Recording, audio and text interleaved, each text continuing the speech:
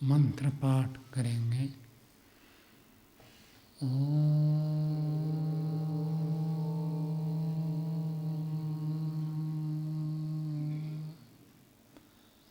सहना भवतु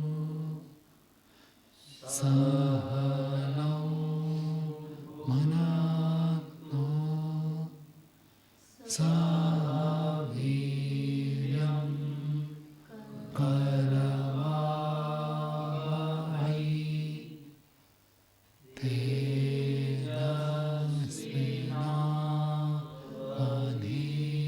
तेजस्विनावधीतमस्तु मा विद्विषावहै।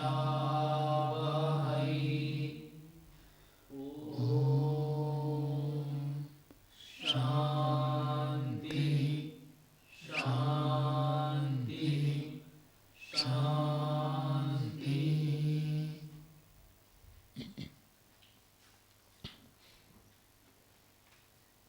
न्याय दर्शन की 143वीं कक्षा है। न्याय दर्शन में चतुर्थ अध्याय द्वितीय अन्य पढ़ रहे हैं। उसमें जगत मिथ्या ऐसे जो प्रतिपादित कर रहा था, पूर्व पक्षी ने बताया था कि जगत मिथ्या है, जगत का अस्तित्व नहीं है। उसको यहाँ पर निराकरण कर दिया। जगत का अस्तित्व है। ये बात कि जगत को यदि कोई मिथ्या का अर्थ अनित्य कहता है तब तो ठीक है, उसका निषेध नहीं है। लेकिन मिथ्या का अर्थ यदि कोई कहेगा जगत है ही नहीं, अभाव है, आपको केवल ज्ञान होना, कोई जगत नाम की चीज़ नहीं है, वस्तु द्रव्य पदार्थ कुछ नहीं है, वो तो गलत है। उसका निराकरण किया। हम आगे चतुर्थ अध्याय का द्वितीय अन्य और अध्याय भी समाप्त हो रहा। तो इस प्रसंग में तत्व ज्ञान के बारे में कुछ बताएंगे। मिथ्या तो हटा दिया कि जगत मिथ्या नहीं है, तो जगत के बारे में वास्तविक ज्ञान, आत्मा के बारे में वास्तविक ज्ञान, ब्रह्म के बारे में ठीक ठीक ज्ञान आवश्यक है। तो तत्व ज्ञान के बारे में एक प्रकरण शुरू कर रहे हैं। छोटा सा प्रकरण है, 4:2:38 सूत्र की भूमिका देखिए। दोष निमित्तानां तत्वज्ञानात् अहंकार निवृत्तिर इति उक्तम। दोष निमित्तानां, दोषों के जो निमित्त हैं, जिन जिन विषयों में हमको दोष प्राप्त होता है, दोष का मतलब राग द्वेष मोह, किस विषय में राग होता है, किस विषय में द्वेष होता है, किस विषय में मोह होता है, तो जिस विषय में राग द्वेष मोह होता है उनको कहा यह दोष के निमित्त है। और उन दोषों के निमित्त का तत्वज्ञान होने से जब उसके बारे में उनको यथार्थ ज्ञान हो जाए तो अहंकार निवृत्ति ही, अहंकार हट जाता है। अहंकार क्या है? अनुमान, मिथ्या ज्ञान। मिथ्या ज्ञान उस विषय में हट जाएगा यदि आपने किस विषय में राग उत्पन्न होना देखा, किस विषय में द्वेष हो रहा देखा, किस विषय में मुझे मोह है देखा, तो उस विषय में तत्वज्ञान होगा। तत्वज्ञान होने से जो मिथ्या ज्ञान पहले था वो हटेगा। तब तक मिथ्या ज्ञान नहीं हटता, तब तक अहंकार नहीं हटता है। अहंकार का अर्थ जो अस्मिता क्लेश करते हैं, अभिमान भी कहते हैं, उसका भी वही बात है। तत्वज्ञान हो तो अभिमान हटेगा। जो व्यक्ति जितना अधिक जानता है वो उतना ही अधिक निराभिमान होता है, और जो थोड़ा जानता है ज़्यादा समझता है। अधिक जानता है तो उसको समझ में आ जाएगा कि मैं कहाँ पर खड़ा हूँ, कितने पानी में हूँ। ज्ञान अनंत है। तो तत्वज्ञान ठीक ठीक जो व्यक्ति जानता है, चाहे फिजिक्स हो, केमिस्ट्री हो, अध्यात्म विद्या हो, कोई भी विद्या हो, जो व्यक्ति ठीक ठीक जानता है वो अहंकार कर ही नहीं सकता। गलत जानने वाला ही अहंकार करते हैं, मिथ्या ज्ञान है, तो उसकी निवृत्ति हो जाती है तत्वज्ञान से। अतः कथम तत्वज्ञान उत्पद्यते, तत्वज्ञान पैदा कैसे होता है, तत्वज्ञान उत्पन्न कैसे होता है, उस विषय को प्रस्तुत करते हैं। 38वां सूत्र बोलिए, समाधि विशेष अभ्यासात्। सिद्धांत का सूत्र, सिद्धांत कह रहा समाधि विशेष का अभ्यास करने से तत्वज्ञान की उत्पत्ति होती है। शब्द तो बड़ा सरल है। जब विशेष जिस विषय में समाधि लगाएंगे उस विषय में तत्वज्ञान होगा। समाधि में दो विषय होते हैं, एक परमात्मा अथवा ब्रह्म ईश्वर, और दूसरा है प्राकृतिक पदार्थ, जीवात्मा को भी ले सकते हैं। दोनों को मेरे में समाधि लगा सकते हैं। तो समाधि विशेष जिस विषय में समाधि लगाएंगे तो उस विषय में आपको तत्वज्ञान होगा। और एक दिन में नहीं होगा, उसके लिए भी कहा अभ्यासात, बार बार करना पड़ेगा। एक दिन समाधि लगाया और तत्वज्ञान हो जाए, ऐसा नहीं होता है। चाहे वो ईश्वर साक्षात्कार के लिए भी ये स्थिति है और प्राकृतिक स्थूल सूक्ष्म जगत का साक्षात्कार के लिए भी ये स्थिति है। अनेक बार करने से तत्वज्ञान की प्राप्ति होती है। वैज्ञानिक भी एक एक गवेषणा को बार बार एक्सपेरिमेंट करते हैं, उसी को बार बार दोहराते फिर निष्कर्ष में पहुंचते हैं। तो तत्वज्ञान तो समाधि से प्राप्त होता है। तो आप कहेंगे बिना समाधि का जो होता है सब क्या मिथ्या ज्ञान है? आपने चक्कर देखा, गुड़ कैसे लगता है? मीठा लगता है, तो मिथ्या ज्ञान है, सत्य तत्व ज्ञान है। इंद्रियों का जितना विषय है उस विषय में तो इंद्रियों ने ठीक ज्ञान किया, लेकिन मीठा खाते ही क्या लगता है? बढ़िया लगता है, बढ़िया ये तत्व ज्ञान है, मिथ्या ज्ञान है, तो सब जुड़ जाता है उसके साथ। तो इसलिए व्यास जी ने स्पष्ट शब्द में कहा, यस्तु एकाग्र चेतसी सद्भूतम अर्थम प्रत्योतयते। एकाग्र चित्त में अर्थात संप्रज्ञात समाधि की अवस्था में वस्तु का स्वरूप जैसे बिल्कुल ठीक ज्यों का त्यों ज्ञान होता है। उससे पहले जो आपको ज्ञान होता है कुछ ना कुछ उसमें मिलावट रहता है। जो इंद्रियों से देखा है लाल दिख रहा है, लाल इतना तो ठीक है, लाल के साथ साथ बुद्धि एक अलग बनती है। यहाँ तो आपको चाहिए, ये सो लगेगा कि ये चाहिए, यहाँ तो नहीं चाहिए, यहाँ तो द्वेष, इच्छा अथवा द्वेष अथवा उपेक्षा, तीन प्रकार की बुद्धि उत्पन्न हो जाती है। इंद्रियों से वस्तु का ज्ञान होने के बाद ये जो बुद्धि उत्पन्न होती है, उपेक्षा बुद्धि और द्वेष बुद्धि, ये मिथ्या ज्ञान में आते हैं। बाकी इंद्रिय से जो ज्ञान है वो तो ठीक है, वो तो तत्व ज्ञान है। पेड़ खड़ा है, पेड़ को देखा, ठीक है, पेड़ खड़ा है, उस विषय में तत्व ज्ञान है। अब उसके बाद जो जुड़ता है, चाहिए नहीं चाहिए अथवा काट देना चाहिए, ये जो बुद्धि उत्पन्न होती है ये मिथ्या ज्ञान है। तो समाधि में तत्व ज्ञान होता है। वैज्ञानिक जो है आधा योगी है, जो वस्तु के स्वरूप को ठीक ठीक जानना पहचानना वैसा तो ठीक है, लेकिन वो लाभदायक है हानिकारक है उस विषय में जोड़ नहीं पाते, इसलिए वो आधा रह गए। और योगी लोग होते हैं पूर्ण वैज्ञानिक होते हैं, समाधि में वस्तु के स्वरूप को भी ठीक ठीक जानते हैं और साथ में उसका जो स्वरूप जाना है वो लाभदायक है हानिकारक है वो भी अनुभव करना है। दूरदृष्टि, परमाणुओं की खोज की लेकिन परमाणु से बम बना दिया। अब हर राष्ट्र के पास है तो एक दूसरे के ऊपर अत्याचार करते हैं, ये तो बना ही रहेगा, मानव जाति के ध्वंस के लिए हो गया। अलग उपाय होते हैं जहाँ तक हो सके वैदिक व्यवस्था में युद्ध न हो, बिना युद्ध के काम चल जाए तो बिना युद्ध के करना है। युद्ध तो अंतिम विकल्प, और कोई रास्ता नहीं है, तब अंतिम होता है। इन अस्त्र बना दिया तो अन्यायपूर्वक बहुत सारे करते, दूसरों को डराते भी हैं और विनाश भी करते हैं। तो समाधिस्थ में जो होता है उनको तत्व ज्ञान होता है, वो कितना लाभ देगा, कितनी हानि होगी, ये सब समाधि से ज्ञान होता है। भाष्य देखिए, स तो प्रत्याहृदस्य इंद्रियभ्यो मनसा धारकेण प्रयत्नेन धार्यमाणस्य आत्मना संयोगः तत्त्वभवत्सा विशिष्टः। स तो वह तो प्रत्याहृतस्य, ये मनसा का विशेषण है।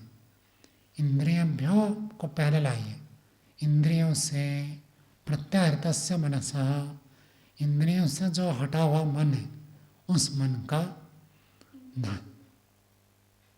धारकेण प्रयत्न,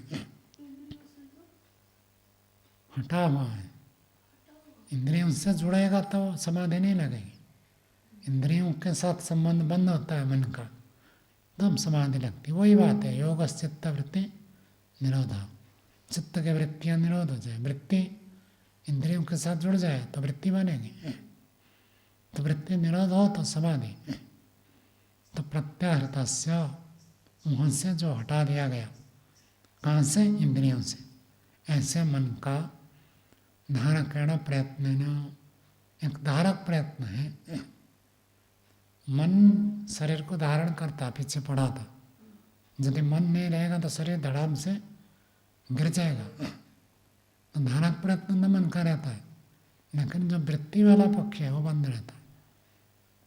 धारकेण प्रयत्न धार्यमाणस्य, धारण किए हुए, धारण किया जाता हुआ द्रव्यस्य आत्मना संयोग, आत्मा के साथ संयोग होता है। तत्वबुभुत्सा विशिष्टा, उसके बारे में तत्व ज्ञान की बुभुत्सा से युक्त होता है, विशिष्टा युक्त है। तो समाधि का वर्णन करते, समाधि होती कैसे? योग दर्शन में पहले पाद का 41वां सूत्र होना चाहिए। क्षीणवृत्ते रवेजातस्यैव मुनेर ग्रहित्रे ग्रहण ग्राह्यसु तत्स्थ तदंजनता समापत्ति। समापत्ति समाधि एक ही चीज है। तो वहाँ पर बताया क्षीणवृत्ते, क्षीणवृत्त का अर्थ वृत्तियाँ क्षीण हो गई, जिसका मन का विशेषण, चित्त का विशेषण है। ऐसा चित्त होना चाहिए जिसके वृत्तियाँ क्षीण हो गई हैं। वृत्तियाँ चलती रहती है तो समाधि नहीं लगेगी। तो वृत्तियों को क्षीण करना, ध्यान में, उपासना में यही अभ्यास करना है, वृत्तियों को बंद करें, तब हमारी योग्यता बढ़ती है, समाधि की ओर बढ़ते हैं। वृत्तियाँ बैठे तो ध्यान करिए, और वृत्तियाँ चला रखें, बंद नहीं करते, तो 10, 20, 30 साल बैठने के बाद भी यही रहे। वृत्तियाँ एक दिन में रुकेगी नहीं, लेकिन प्रयत्न तो करें। प्रयत्न करेंगे तो कम होगी, और कम होगी, और कम होगी, धीरे धीरे फिर सूक्ष्म होगी, फिर सूक्ष्म भी कम होगी, फिर रुक जाएगी। प्रयत्न मुख्य है। तो फिर कहा था क्षीणवृत्तिर अभिजातस्य मणिर ग्रहित्री ग्रहण ग्राह्यसु तत्स्थ तदंजनता। तत्स्थ, उसमें मन स्थित होता है। जिस विषय का साक्षात्कार करना है उस विषय में मन स्थित होता है, अथवा उस विषय को मन में धारण करते हैं। उसी बात को लिखे धार्यमाणस्य, मन में उसका धारण करते हैं। मन उसके रंग में रंग जाता है पूरा, मानो मन ही ऐसे बन गया। जैसे गाड़ी खड़ी है और गाड़ी को आपने दर्पण से देखा तो गाड़ी का चित्र दर्पण में आ गया। ऐसे ही हम जब आँख से देखते हैं, आँख से गाड़ी का चित्र उतरता है, फिर वहाँ से मन में उतरता है। मन में गाड़ी का चित्र उतरता है कहीं, अथवा मन गाड़ी बन जाता है, ऐसे स्थिति बनती है।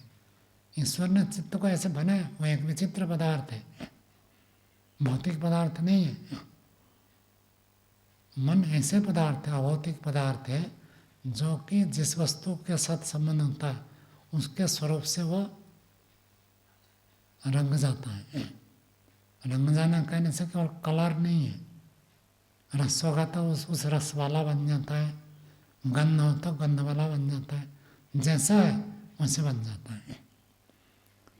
तो जब चित्त होता है, अभी अंतर क्या है, जागृत अवस्था में हम आँख से गाड़ी को देखते हैं, और समाधि अवस्था में क्या होगा, आँख तो बंद रहेगी, मन में गाड़ी का स्वरूप आ जाएगा। कैसे होगा, ईश्वर समाधि लगवाता है। विवेक वैराग्य हो जाए तो ईश्वर समाधि लगवाता है, मन उसी गाड़ी के रंग में रंग जाएगा। गाड़ी तो एक उपलक्षण है, सूर्य चंद्र तारे कोई भी पदार्थ। दर्शन में भी व्याकरण में गाय देते, गाय के स्वरूप को जानना है तो मन गाय के रंग में रंगेगा, गाय जैसे बनेगा। आत्मा के साथ फिर वो आप मन जुड़ा, आत्मा मन के साथ हमेशा जुड़ा रहता है, तो आत्मा उस मन को देखता है। और मन में क्या हो गया, मन चाहे गाय हो, सूर्य चंद्र तारे के स्वरूप में रंग गया। अब आत्मा उससे जुड़ा हुआ है तो आत्मा को उस पदार्थ का ज्ञान होगा। आँख बंद रखते हुए अंदर ही ज्ञान होगा। तो जब संयोग होता है तत्व विवत्सा विशिष्ट, तत्व के विवत्सा से वो युक्त होता है।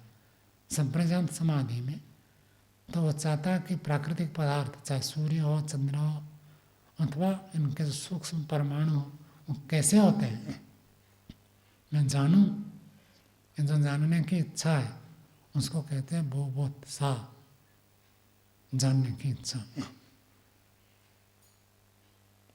सति तस्मिन् इंद्रियार्थेषु बुद्धयः नोत्पद्यन्ते। सति तस्मिन्, उस स्थिति की प्राप्ति होने पर इंद्रियार्थेषु, इंद्रिय के विषय में ज्ञान उत्पन्न नहीं होते हैं। लोग पूछते हैं कि हम ध्यान करते हैं, उपासना करते हैं, समाधि लगे या नहीं लगे कैसे पता चलेगा। उसमें बहुत सारे लक्षण हैं, वास्तव में समाधि लगी या नहीं लगी।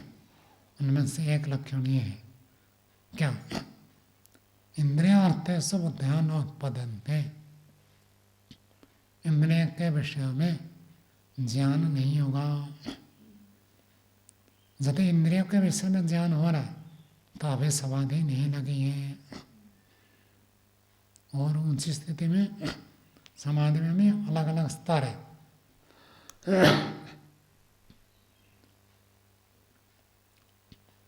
योग दर्शन में विस्तार से बताया है, तो अलग अलग स्तर है। तो उस जो जिस विषय का प्रत्यक्ष होता है उसका शब्द नहीं रहेगा, उसका ज्ञान नहीं रहेगा, केवल वस्तु रहेगी। जैसे आप गन्ने का रस पी रहे, क्या आप मन में बोलते हैं मैं गन्ने रस पी रहा हूँ, गन्ने का रस पी रहा हूँ, गन्ने का रस पी रहा हूँ, बोलते हैं क्या? नहीं बोलते, सीधा गन्ने का रस पी लेते हैं। और पीते समय ये नहीं सोचते कि गन्ने का रस मीठा होता है, सोचना पड़ता है क्या? नहीं पड़ता है। तो पीते हैं, सीधा मीठा लगता है, सोचना नहीं पड़ता। एक मोटा उदाहरण आपको दिया, उसके बारे में ज्ञान और उसका शब्द नहीं होता है, केवल पदार्थ सीधा संबंध होता है। ऐसे ही समाधि में वस्तु, जिस वस्तु का आप प्रत्यक्ष करना चाहते हैं उसका प्रत्यक्ष होता है आत्मा मन के साथ, संप्रज्ञात समाधि में। और संप्रज्ञात समाधि में मन नहीं रहता है। कई विद्वान मानते हैं असंप्रज्ञात में ही मन रहता है, लेकिन ऐसे प्रमाण नहीं है। तो असंप्रज्ञात समाधि में सीधा आत्मा में परमात्मा का साक्षात्कार होता है, उसमें और मन की आवश्यकता नहीं रहती। मन तो रहेगा, जैसे शरीर रहेगा, ऐसे मन में शरीर को टिकाने के लिए, बिठाने के लिए काम करता रहता है। लेकिन मन के माध्यम से ईश्वर दिखेगा ऐसा नहीं है।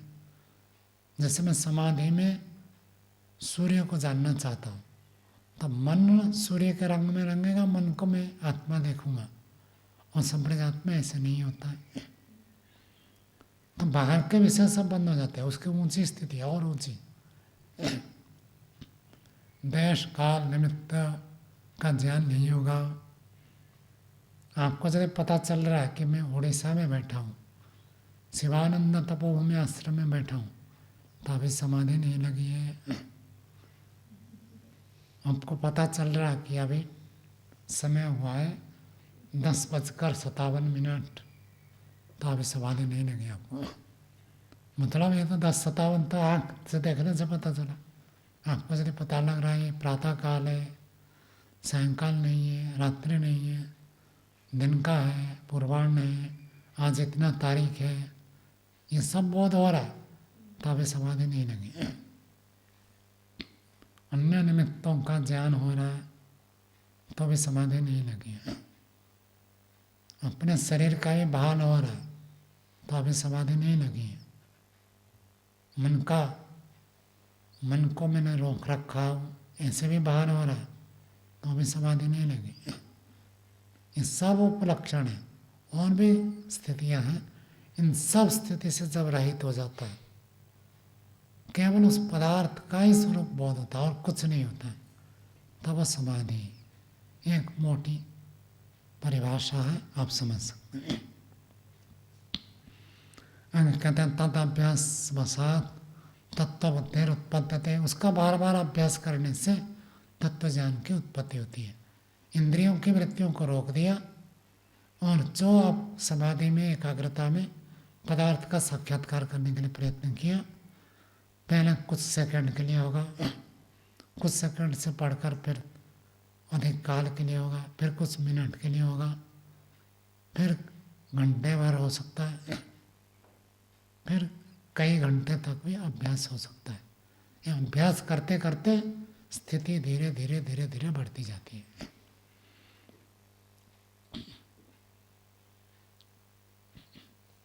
आगे तो देखिए, पीछे एक पंक्ति आई भाष्य में, सति ही तस्मिन् इंद्रियार्थ से बुद्धि न उत्पद्यन्ते, उसके ऊपर आपत्ति जता रहे। यदुक्तम, जो आपने ये कहा, सति ही तस्मिन् इंद्रियार्थ से बुद्धि न उत्पद्यन्ते, तस्मिन् सति, समाधि लगने पर इंद्रिय के विषयों में ज्ञान उत्पन्न नहीं होते, इंद्रिय का विषय बंद हो जाते।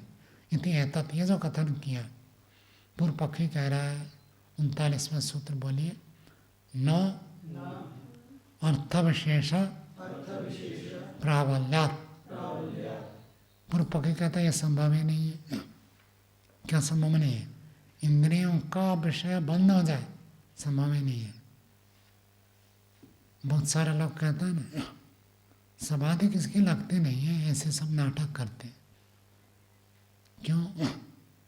खुद की नहीं लगी तो दूसरों को भी ऐसे ही लगता है। ऋषि मुनि उन्हें सब कर रखा, तो कहता नहीं ना, तो ऐसे ही करते हैं, किसी की भी समाधि नहीं लगी। न लगी है, न लग रही है, न लगेगी। ये तो खाली कहने की बात है। क्यों ऐसा लगता है? कि खुद नहीं किया, कुछ अभ्यास किया भी होगा, किंतु अभ्यास करने से विधिपूर्वक करना, उसके लिए जिन बाधकों को छोड़ना, वो छोड़ना नहीं चाहता, और जिन साधकों को अपनाना, वो अपनाना नहीं चाहता है। उल्टा बाधकों को धारण करने के लिए शुल्क देता है। जो बाधक होते हैं उसको प्रयोग ही करना है, छोड़ना नहीं चाहता है। भले उसके लिए और कुछ कीमत चुकाना पड़े, तब भी वो कीमत भी चुकाता है, हानि भी उठाता है, फिर भी वो छोड़ना नहीं चाहता। तो ऐसे व्यक्ति की कैसे समाधि लग जाएगी? और समाधि नहीं लगे तो अंगूर तो खट्टे होते हैं। खुद प्रयत्न किया, खुद को नहीं मिला, तो दूसरों को जो मिला खट्टा लगता है उसको। तो ऐसी स्थिति है। पूर्व पक्षी कह रहा समाधि तो लग नहीं सकती है। क्यों नहीं लग सकती? अर्थ विशेष प्राबल्यात्। अर्थ का अर्थ है इंद्रियों का विषय।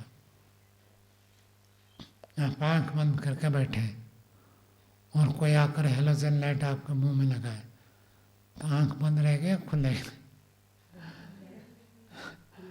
खुल जाएगी। कोई नगाड़ा बजाए, जैसे आजकल और डीजे होते हैं, बजाए तो आप कैसे बैठेंगे? तो आप अंदर ही घुस जाएंगे। इंद्रियों का विषय प्रबल जब हो जाएंगे तब तो बैठ नहीं सकते। बहुत सारे लोग इसलिए तो कहते हैं मैं जी अकेले में ध्यान करना चाहता हूँ, एकांत में रहना चाहता हूँ। वो भी ध्यान है, आगे बताएंगे। लेकिन ध्यान के लिए ठीक है आप अकेले बैठेंगे। कई लोग साउंड प्रूफ कमरे में बैठते हैं ताकि बाहर से बाधा न हो। ये उपलक्षण है, केवल प्रारंभिक व्यक्ति के लिए ठीक है। उसके बाद तो आपको प्रत्याहार का अभ्यास करना है। हमेशा आप उसी स्थिति में बैठेंगे तो समाधि तो बनेगी नहीं। प्रारंभिक व्यक्ति को बाधा होती है तब तो ठीक है कि थोड़ा बन नहीं पाता है, मन उधर चला जाता है, तब अभ्यास के लिए कुछ दिन बैठो। लेकिन इतने में ऐसे करते करते समाधि तक पहुंच जाएगा नहीं। प्रत्याहार का गहरा अभ्यास करना पड़ेगा। बाहर कोई हो हल्ला करे, शोर शराबा करे और नगर में कितने में भीड़ भड़ाका हो, उस स्थिति में भी आप ईश्वर प्रणिधान बना सकते हैं।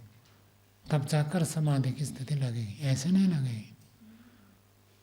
बहुत काफी अभ्यास करना पड़ता है तब जाकर लगेगा।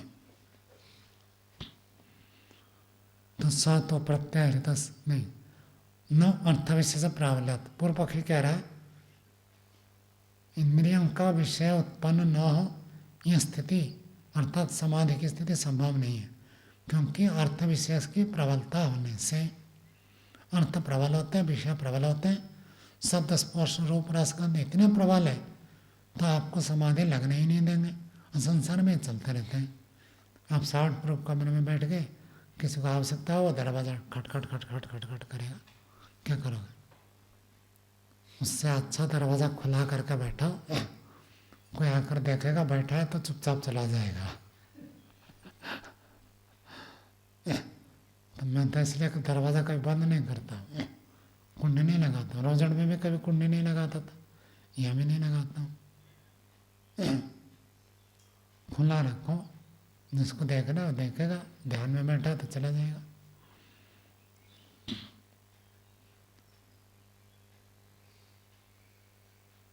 आगे देखिए पूर्व पक्षी का सूत्र है। तो भाष्य में पूर्व पक्षी का, भाष्य में पूर्व पक्षी कह रहा है अनिश्चितोपि बुद्धि उत्पत्ति न तद युक्तम। अनिश्चित अपि न चाहते हुए भी बुद्धि उत्पत्ति है, बुद्धि की उत्पत्ति होने से ज्ञान होता है। जब व्यक्ति ध्यान के लिए बैठता है, ईश्वर की उपासना के लिए बैठता है, बैठने का प्रयोजन है मैं ईश्वर को जानूं, ईश्वर का ध्यान करूं। लेकिन कोई खटपट करता है तो हम तो चाहते नहीं कि उसको सुने, उसको देखें, लेकिन मन में विचार आ जाते हैं। हमारी इच्छा होती तो हम तो उसी को देखते। हम उन सबको न चाहते, इसीलिए तो आकर बैठे ध्यान में। जिनको बाहर के विषय में जानना है तो आँख बंद करके बैठते नहीं हैं। बाजार में घूमेंगे, परिवार से बातें करेंगे, ध्यान में थोड़ी बैठते हैं। हम ध्यान करने के लिए बैठे हैं, आँख बंद करके बैठे हैं। इसका मतलब हम नहीं चाहते इंद्रियों का विषय आए, फिर भी इंद्रियों का विषय उत्पन्न होते हैं। अनिश्चित अपि बुद्धि उत्पत्ति, बुद्धि की उत्पत्ति होने से नहीं तद उत्तम। आपने जो कहा था समाधि लगने से इंद्रियों का विषय बंद हो जाती है, ये बात ठीक नहीं है। कौन कह रहा है? पूर्व पक्षी कह रहा है। अकस्मात क्यों ठीक नहीं है? अर्थ विशेष प्राबल्यात् अभवत्समानस्य अपि बुद्धि उत्पत्तिर्दृष्टा। अभवत्समान, कोई जा रहा है, कोई आ रहा है, कोई कुछ कर रहा है, मुझे कोई मतलब नहीं है, मैं ईश्वर का ध्यान करूँगा, ऐसे जो व्यक्ति बैठा है उसको भी बाहर के शब्द स्पर्श रूप रसगंध का ज्ञान होता ही है। जैसे उदाहरण दिया, यथा स्तनयित्नुः शब्द प्रवृत्तिषु। स्तनयित्नु, स्तनयित्नु कहते हैं बिजली, बादल जो कड़कते हैं, जो आप ध्यान में बैठे। यहाँ तो बहुत खूब वज्रपात होता है। वर्षा ऋतु में हम रहे इतने जोर से होता है, सामान्य बड़े आदमी में डर जाएंगे, छोटे बच्चे की तो बात ही क्या है। ध्यान कर बैठे, कांपता है एकदम से, इतनी जोर से आवाज़ होती है, मानो यहीं पास में ही गिर रहा है ऐसे लगता है। तो इतने जोर से आवाज़ में तो कौन सा ध्यान लगेगा, क्या उपासना होगी, सारे ध्यान उपासना भंग हो जाएंगे। ऐसे कह रहा पूर्वपक्षी। गीता में एक श्लोक आया है, आप लोगों ने सुना होगा। अर्जुन जी कहते हैं कृष्ण को, मना ही चंचलम कृष्णो प्रमाथि बलवत् दृढ़ तस्याहम निग्रहम मन्ये वायोरेव सुदुष्करम। जैसे वायु को बांध कर रखना कितना कठिन कार्य है। रख सकते हैं क्या वायु को मुट्ठी में बांध कर? पानी को ही नहीं रखते, पानी को रखते पानी गिर जाता, तो वायु को कैसे मुट्ठी बंद करके रखें? संभव ही नहीं है। बैलून गुब्बारे आदि में रखते तो भी रहता है, लेकिन थोड़े दिन के बाद वहीं फट जाता। तो वायु को बांध कर रखना जैसे कठिन है, मन को ऐसे बांध कर रखना कठिन है, असंभव लगता है मुझे, असंभव। तो फिर उसका उत्तर दिया था, तत्र समाधि विशेषा न उत्पद्यते न उपपद्यते। समाधि विशेष की तो प्राप्ति संभव नहीं है, पूर्व पक्षी कह रहा है। 40वां सूत्र बोलिए, क्षुधादिभिः प्रवर्तनाच्च। तो समाधि कैसे लगेगी? भूख लगेगी, प्यास लगेगी, तो समाधि कैसे लगेगी? भूख प्यास तो समाधि को भंग कर देंगे। समाधि में बैठे कई साधकों का ऐसे कहना है, कम से कम 3 घंटा बैठे तब जाकर समाधि की स्थिति लगती है, लगातार। ये ठीक है, उनका कहना एक दृष्टि से ठीक है, प्रारंभिक व्यक्ति के लिए करना पड़ता है। लेकिन जैसे महर्षि दयानंद है, और उनको समाधि लगाने के लिए 3 घंटा बैठना ऐसे नहीं है। स्वामी श्रद्धानंद जी लिखते हैं, और चलते गए जंगल में पहुंच गए, और जैसे गए बैठे तुरंत ऐसे हो गए निश्चल, पत्थर जैसे हो गए, पता नहीं चला कि वो सजीव है या निर्जीव है। उनको तो झट समाधि लगेगी। तो ये सबके लिए नहीं है। हाँ, प्रारंभ में ऐसे होगा। कोई व्यक्ति दिन में केवल 20 मिनट 24 मिनट आधा घंटा ध्यान करता है, इतने करते करते समाधि तक पहुंच जाएगा। समाधि लगेगी नहीं, समाधि के लिए आगे उन्नति होगी, स्थिति बढ़ेगी, निश्चित है। महर्षि दयानंद ने खुद लिखा है, 24 घंटे में यदि 1 घड़ी अर्थात 24 मिनट में यदि इसी प्रक्रिया से आसन प्राणायाम प्रत्याहार धारणा का अभ्यास करता है तो नित्य प्रति उन्नति करते हुए मुक्ति तक बढ़ता है। ठीक है, आगे बढ़ सकते हैं, उन्नति होगी, लेकिन इतने मात्र से समाधि नहीं लगे। समाधि के लिए लंबा आवश्यक है, 9 घंटे 4 घंटे 5 घंटे कभी बैठो, बैठने का अभ्यास है। पैर दर्द होता है, पैर बदल दीजिए, आँख नहीं खोलना है, बिना आँखें खोले। पानी प्यास लगे किसी को, शरीर अलग अलग है, जिसका पित्त अधिक होता है प्यास लगेगी, थर्मस पास में रखो, गर्म पानी पीना है तो पी लिया, फिर बंद कर दिया, फिर आँख बंद, बैठो। ऐसे बैठने से ही समाधि लगेगी। ईश्वर के साथ जोड़ना, संसार को नहीं देखना है, नहीं सुनना है, सबको जब रोकते हैं तभी होगा। लंबा ना बैठना पड़ेगा, 2.5-3 घंटा तो बैठना ही पड़ेगा, तब जाकर अच्छी स्थिति बनती है। क्योंकि आप काम नाम करके आकर बैठे तब तक तो मन चंचल रहेगा, उसको शांत करते करते ही आपका 1 घंटा पार हो जाएगा और अच्छी स्थिति बनी, उस समय आपका समय पूरा आगे उठ गए। नहीं, उस स्थिति बनी है तो उसको फिर बनाए रखना है, आगे लंबा अभ्यास की आवश्यकता है। व्यवहार काल में विवेक वैराग्य भी चाहिए। उसी प्रकार से यम नियम का पालन करते हुए व्यवहार और समाधि के लिए लंबा अभ्यास करें तो स्थिति की प्राप्ति होती है। तो पूर्वक कह रहे इतनी देर बैठेंगे तो भूख तो लगेगी आपको, प्यास लगेगी, भूख प्यास लगेगी तो समाधि तो भंग हो जाएगा। भाष्य देखिए, क्यों पिपासायाम शीतोष्णाभ्याम व्याधिभिश्च अनिश्चितो अपनी बुद्धियाँ प्रवर्तन्ते। अब भूख लगेगी, प्यास लगेगी, ठंडी लगे, बस ठंडी का मौसम है तो आप बैठ के ध्यान कर लिए, ठंड लग रही है, ठंड में शरीर ठिठुर रहा तो समाधि कैसे लगेगी? शरीर हिल रहा है तो समाधि थोड़ी लगेगी। दुख धर्मनस्य अंग में जो तो अंग आपका कांप रहा है ठंड में तो समाधि नहीं लगेगी, तो समाधि का बाधक है। और गर्मी हो रही, पसीने छूट रहे हैं तो इतने पसीने में तो शरीर अधिक सक्रिय रहता है, शांत होगा तभी तो समाधि लगेगी।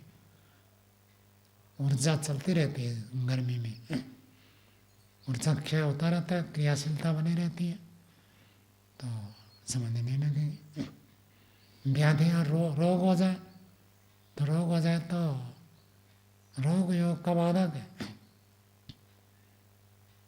तो व्याधि को सबसे पहले रखा है। तो इसलिए योगाभ्यासी को सबसे पहले स्वास्थ्य का ध्यान रखना होता है।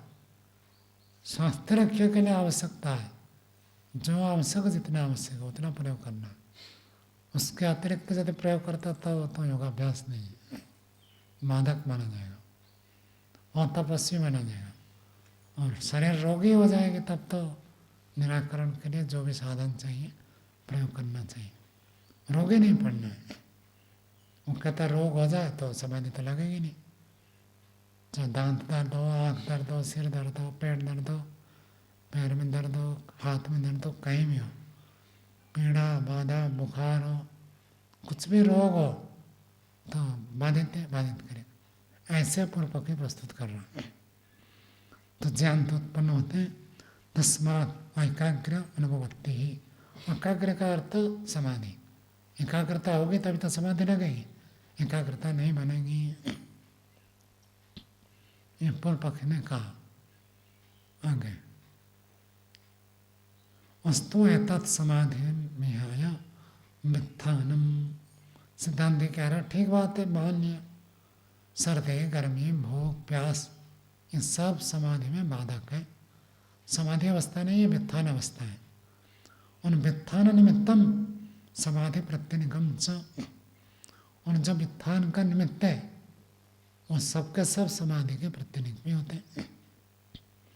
प्रत्यनिक का अर्थ विरोधी, व्युत्थान का अर्थ योग में जो 5 स्थिति है उसमें से एकाग्र अवस्था, निरुद्ध अवस्था, ये योग की अवस्था है। बाकी जो क्षिप्त अवस्था, मूढ़ अवस्था, विक्षिप्त अवस्था, इनको व्युत्थान कहते हैं। तो व्युत्थान अवस्था का जो निमित्त है, क्यों चित्त चंचल हो गया, कोई ढोल बजा दिया, क्यों चित्त चंचल हो गया, कोई आपके ऊपर लाइट फोकस कर दिया, कुछ चुभा दिया तो आपके व्युत्थान स्थिति में आ गए। ये व्युत्थान स्थिति समाधि में बाधक है, ये भी स्वीकार है। सती तो है तस्मिन, ऐसे होने पर भी 41वां सूत्र बोलिए, पूर्वकृता फल अनुबंधात तत् उत्पत्ति। तो इसको याद रखने योग्य बहुत बढ़िया सूत्र है। सूत्र कहता है कि पूर्व में जब किया हुआ उसका फल जब जुड़ जाने से समाधि की उत्पत्ति होती है। एक दिन कोई आकर कहेगा मैं अभ्यास करूंगा समाधि लगा लूं, संभव नहीं है। सिद्धांति का है, सिद्धांति कहता है एक दिन में तो समाधि लगती है, हम तो कहते नहीं, कई दिनों से अभ्यास करे तो होगा। और दूसरी बात कह रहा है पूर्व जन्म में आपने किया है तभी इस जन्म में लगेगा, जिसका ये पहला जन्म है समाधि नहीं लगा सकता। ये मत कहना फिर तो हमारा नहीं लगेगा। आपको क्या पता पूर्व जन्म आपने अभ्यास नहीं किया। मतलब अभी एक व्यक्ति ध्यान में बैठ रहा है, तो ध्यान में बैठ रहा है मतलब ध्यान में कुछ तो रुचि है ना। ध्यान में रुचि है तो क्यों रुचि है, कुछ पूर्व जन्म में किया होगा तो। यदि पूर्व जन्म में कभी भी ध्यान किया नहीं है, इस जन्म में बैठने की भी इच्छा नहीं होगी, और 2-4 दिन किसी के कहने पर बैठ भी जाए तो भी छोड़ देगा, रुचि नहीं होगी। बहुत सारे व्यक्तियों को ऐसे हमने देखा। शास्त्र की ऐसी व्याख्या करेंगे मानो इनसे बढ़कर और कोई विद्वान नहीं है। उपनिषद की व्याख्या करेंगे, ये करेंगे, लेकिन काम में लगे रहेंगे। प्रवचन करना तो आध्यात्मिक प्रवचन करते हैं, लेकिन ध्यान उपासना में समय लगाना नहीं करते। क्यों? क्या वो जानते नहीं? जानते हैं, लेकिन ध्यान में प्रवृत्ति क्यों नहीं हो रही है? पूर्व जन्म के संस्कार नहीं है। पढ़ना एक अलग चीज़ है, पढ़ना आवश्यक है, लेकिन पढ़ने मात्र से नहीं होगा। पढ़ने के बाद ध्यान भी करना है, और ध्यान पिछले जन्म में किया होगा तो इस जन्म में रुचि बनेगी। अब किसी की रुचि नहीं है तो इस जन्म में नई रुचि उत्पत्ति भी की जा सकती है। आप कहेंगे मेरा तो पिछले जन्म में नहीं है इसलिए मुझे रुचि नहीं हो रही, तो जब ऐसे कहेंगे तो अगले जन्म में भी यही कहेंगे, अगले जन्म में भी यही कहेंगे, फिर कौन से जन्म में समाधि के लिए प्रयत्न करेंगे? स्वामी दयानंद तो जन्म से ही ऐसे थे, सिद्ध पुरुष थे। उनका विवेक, वैराग्य, ध्यान, समाधि, एकाग्रता पूर्व जन्म से बहुत कुछ प्राप्त था। तो हम आज प्रयत्न करें तो अगले जन्म में ऐसे बनेंगे। वो अच्छा है तो ये नहीं बहाना नहीं चलेगा कि मेरा पूर्व जन्म का संस्कार नहीं है। संस्कार नहीं है तो संस्कार बनो, और बनाना ही पड़ेगा, इसके बिना नान्यापंथा।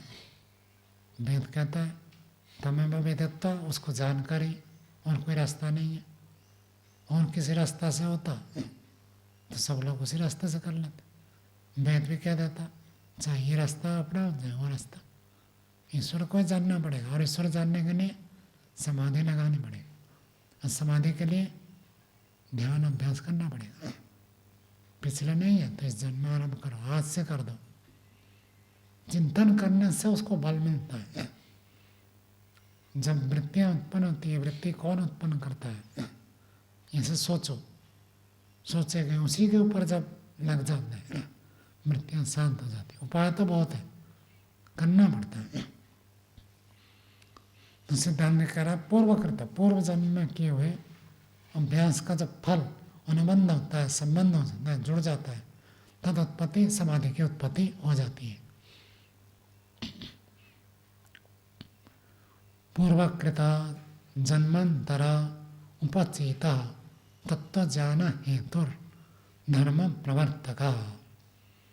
पूर्वकृत जन्मांतर उपचित, पूर्व जन्म में, इस जन्म में, दूसरे जन्म में, जन्मांतर दूसरे जन्म में, उपचित संग्रहित, जिसको हमने कलेक्ट किया है। अब बैंक में आजकल पैसे जमा करते हैं ना, अब रिटायर्ड जब तक नौकरी होता है तब जगह एक जगह रहते हैं, जब रिटायर्ड हो जाते हैं दूसरी जगह चले जाते हैं। तो रिटायर्ड होकर गए, आप कहेंगे ये तो ये अभी भी आया, इसके पास इतने पैसे कहाँ से आ गए? कहाँ से आए? जो पहले थे वही सब इकट्ठा कर रखा था तो पैसे लेकर आए। तो जन्म से व्यक्ति को जो मिलता है पूर्व जन्म का संग्रहित है। तो पूर्व जन्म में जो संग्रहित है तत्व ज्ञान का जो हेतु है धर्म प्रविवेक, और धर्म प्रविवेक जिसका धर्म अधिक है, धर्म का अर्थ पुण्य। जो व्यक्ति अधिक पुण्य करता है वही समाधि लगा सकता है, अधार्मिक व्यक्ति की समाधि नहीं लगेगी। जिसके पुण्य संचित नहीं है, पुण्य करता ही नहीं है, समाधि बोल जाओ। इसलिए कहा करते स्वार्थी व्यक्ति के लिए नो एंट्री। कुछ तो परोपकार करो, कुछ पुण्य करो। किसी का भी कुछ भी परोपकार नहीं किया, इस जन्म में नहीं किया, पिछले जन्म का भी नहीं है, तब तो नहीं होगा। सबसे उधार लेते लेते चले तो आपके ऊपर तो बोझ है।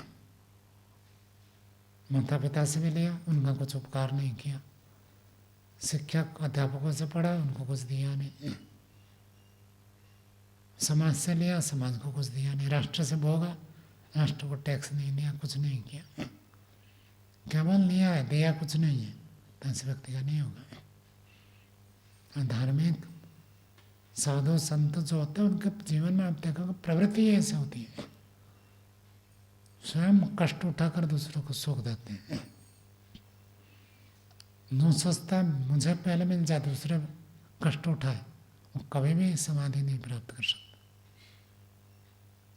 तो पहले ये भाग है, एक ही चीज़ है, आपको भी आवश्यक है, दूसरे को भी आवश्यक है। दूसरा व्यक्ति योग्य है तो आप क्या करते हैं, भोगते ही देते हैं। जो व्यक्ति भोगता है वो साधारण मनुष्य है, और जो दे देता है कष्ट उठाकर वो देवता है। देवता मतलब धार्मिक पुण्यात्मा, उन्हीं की समाधि लगेगी, दूसरों की नहीं लगेगी। तो धर्म जिसका संग्रहित है उसकी समाधि लगेगी। इसलिए कहते हैं ना, परोपकार किए बिना मुक्ति संभव नहीं है। परोपकार तो करना ही पड़ेगा। कुछ काल के लिए आप हट सकते हैं, कुछ काल के लिए आप अपने विवेक वैराग्य को ऊंचा करने के लिए, तीव्र करने के लिए अज्ञातवास में चले गए, अदृश्य मौन में चले गए, वो ठीक है, 1 साल 2 साल 3 साल 5 साल। लेकिन जो आप मौन में रहे, चाहे अदृश्य मौन हो चाहे अज्ञातवास हो, दिन प्रतिदिन आपका आध्यात्मिक उन्नति होनी चाहिए। और जहाँ का जहाँ अटके हुए, ना आध्यात्मिक उन्नति हुई ना परोपकार किया, तो घाटे में गए। आध्यात्मिक उन्नति हो रही है तो आप परोपकार नहीं करते, कोई दोष नहीं है। और आध्यात्मिक उन्नति नहीं हो रही है तब तो घाटे में। और आध्यात्मिक उन्नति हो रही है, परोपकार नहीं कर रहे, तो आध्यात्मिक उन्नति होते होते क्या आएगी, पराकाष्ठा आएगी, सीमा आ जाएगी ना। जितनी उन्नति होनी थी हो गया, तो फिर परोपकार में लगो। यही नियम है। जब तक वो स्थिति नहीं है, कुछ समय परोपकार के लिए, कुछ समय आत्मोन्नति के लिए। केवल परोपकार में पूरा लग गए, आत्मोन्नति के लिए ध्यान साधना स्वाध्याय शास्त्राध्ययन कुछ नहीं करते, वो भी लाभदायक नहीं है। और केवल उसी में लगे रहते हैं, परोपकार 1 घंटा भी सेवा कार्य नहीं करते, तो वो भी हानिकारक है। कुछ हमको करना चाहिए अपने अपने योग्यता सामर्थ्य के अनुसार, जिसके पास जो योग्यता सामर्थ्य है। तो आगे कहते हैं फल अनुबंध योगाभ्यास सामर्थ्यम। फल अनुबंध, फल का अनुबंध, फल का जुड़ जाना। योगाभ्यास सामर्थ्यम अर्थात योगाभ्यास की शक्ति कहाँ से आती है, पुरुष पिछले के जन्म से आता। पिछले जन्म में यदि आप धार्मिक रहे, पिछले जन्म में आपने ध्यान किया, तो फल आकर अनुबंध होगा। फल अनुबंध मतलब योगाभ्यास समाधि के शक्ति आपको प्राप्त हो गई, ये फलानुबंध है। निष्फल ही अभ्यास न अभ्यासम आंद्रियनम। जिन्हें अभ्यास निष्फल होता, कोई भी अभ्यास नहीं करता है, नहीं करेगा। अभ्यास कभी भी बेकार नहीं होता है। लिखने योग्य नहीं है, स्मरण करने योग्य, जीने योग्य वाक्य है। कोई भी अभ्यास कभी भी बेकार नहीं होता है। बार बार अभ्यास करेंगे तो होगा। उस दिन गुरु जी भी उदाहरण दे रहे थे, मैं भी एक श्लोक जानता हूँ। जलम अभ्यास योगेन शैलानाम कुरुते क्षयम कर्कशानाम मृदुस्पर्श किम अभ्यासात् न सिद्ध्यति। बहुत बढ़िया श्लोक है। जलम, जल का अर्थ था पानी। अभ्यास योगेन, अभ्यास का अर्थ बार बार रिपीट। पानी 1 बार गिरेगा, दोबारा गिरेगा, 3 बार गिरेगा, 5 बार गिरेगा, तो बार बार गिरते गिरते जलम अभ्यास योगेन शैलानाम कुरुते क्षम। शैल क्या होता है विघ्नेश जी? शैल पत्थर, पहाड़। ये पहाड़ टूटते कैसे? बरसात के दिन नहीं टूटते, सर्दी में गर्मी में टूटते नहीं है। सर्दी में तो जमते हैं। हिमालय में, गंगोत्री, बद्रीनाथ में सब बर्फ़ गिरते हैं, बर्फ़ जम जाता है, पहाड़ भी उसमें बर्फ़ के चपेट में आ जाता है और जम जाते हैं। गर्मी में बर्फ़ पिघल जाते हैं, पहाड़ नहीं गिरते। कब गिरते हैं? बरसात में। जलम अभ्यास योगेन शैलानाम, पहाड़ों का, पर्वतों का, कुरुते क्षयम, क्षय कर देता है कौन? जल।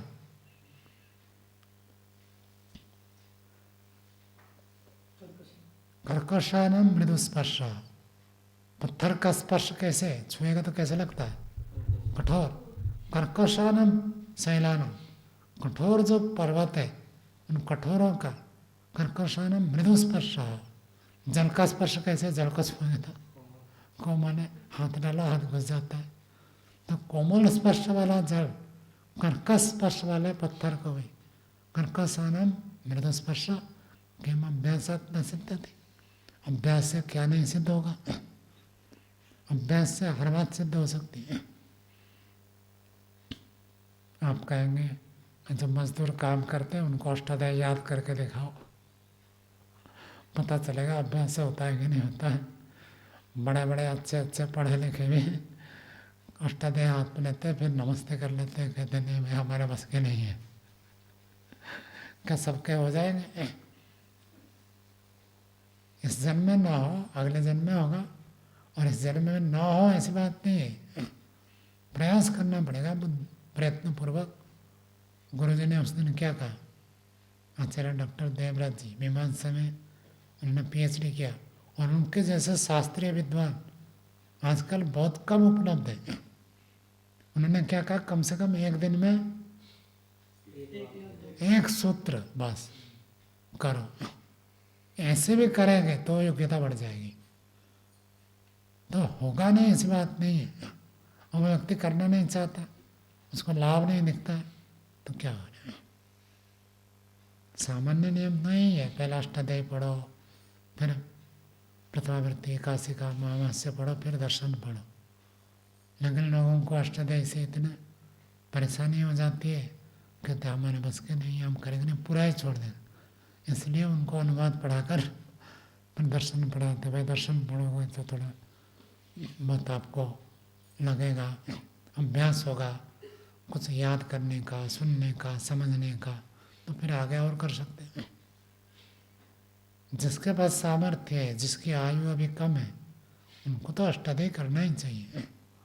जो बड़ी अवस्था के हो गए, रुचि भी नहीं है और आयु भी नहीं है, सामर्थ्य भी नहीं है, तो वो योग दर्शन कम से कम याद करें, संध्या मंत्र हो, ऐसे कुछ कुछ याद करें तो उससे काम चलेगा आगे।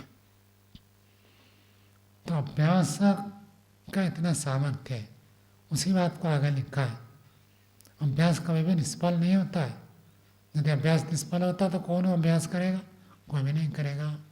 दृष्टम ही लौकिकेषु कर्मसु अभ्यास सामर्थ्यम, दृष्टम ही देखा ही जाता है।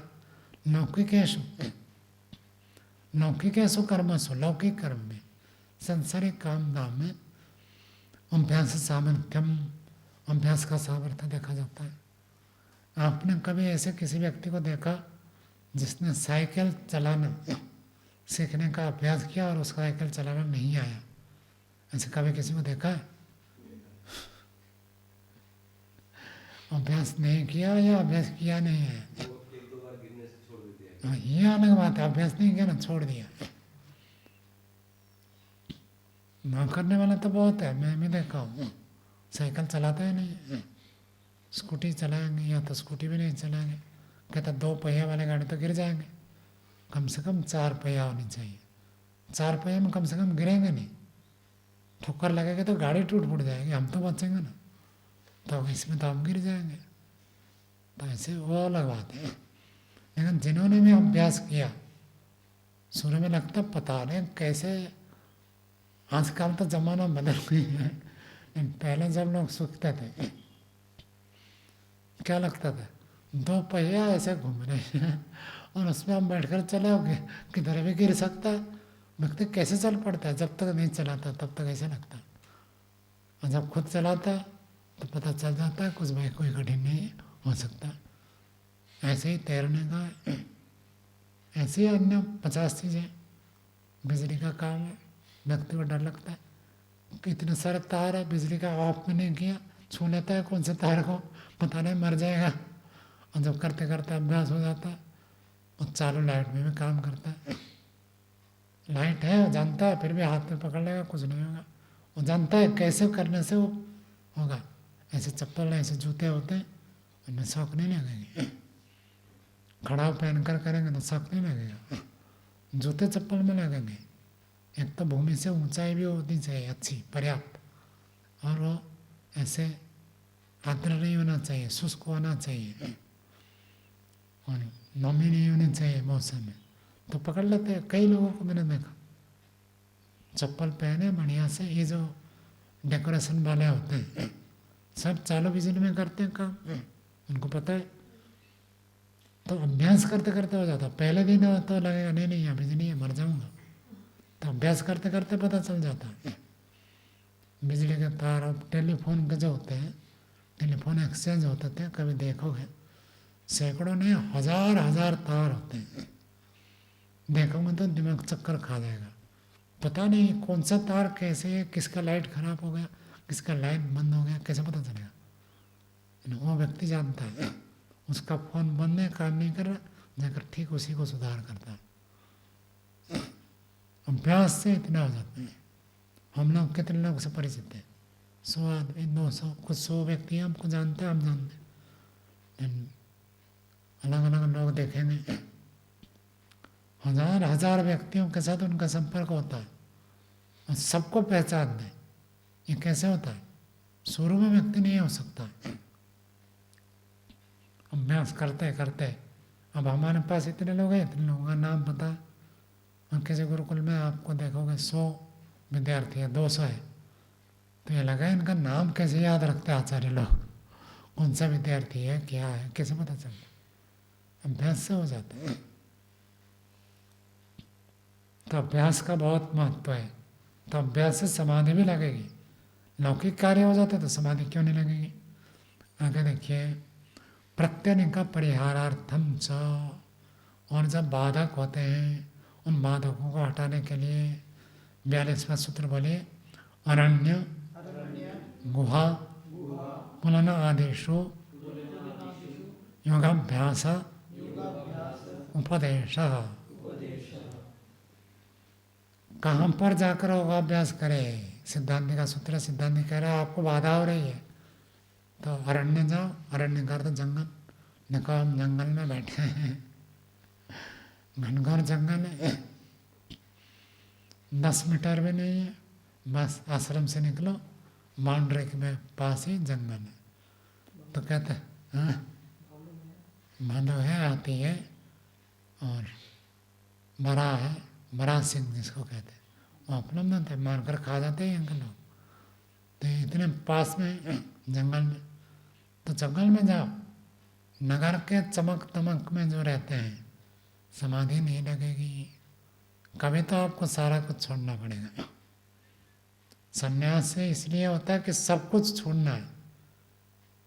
जितनी चीजें हैं आपके पास, पुत्र, परिवार, धन, संपत्ति, सब कुछ बैलेंस 0, फिर आप शुरू करो योगाभ्यास, तब होगा। तो गृहस्थ में तो सारे जुड़े ही रहते हैं, वानप्रस्थ में कुछ छूटता है, कुछ रहता है। अपने कमाई, पेंशन मिल रहा तो पेंशन लेता है व्यक्ति, उसका प्रयोग करता है, उपयोग करता है, अच्छी बात।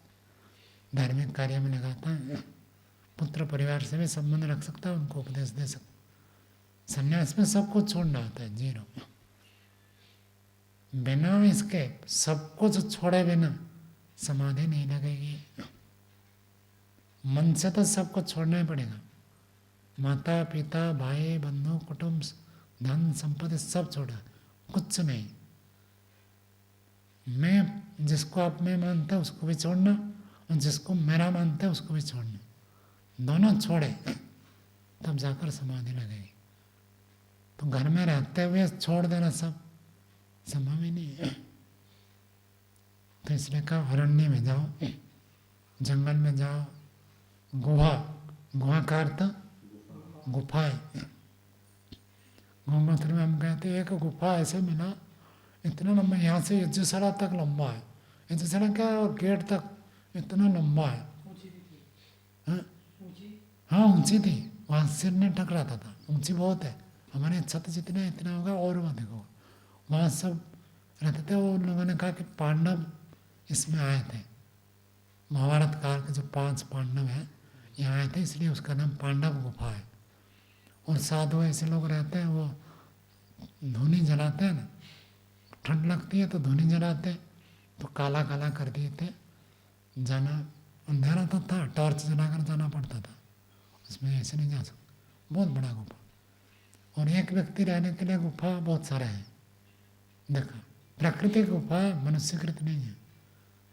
पहाड़ ऐसे गुफा जैसे हैं, और उसमें कोई दरवाज़ा नहीं है। एक कुछ ऐसे लगा देते हैं, पत्थर वत्थर रख देते हैं, रात को सोते हैं। गुफा में बहुत सारे हैं। वहाँ इतनी विशेषता है कि सर्दियों में कोई शोर शराबा नहीं, कोई आदमी मिलेगा नहीं, एक आदमी को ढूंढने पर भी नहीं मिलेगा।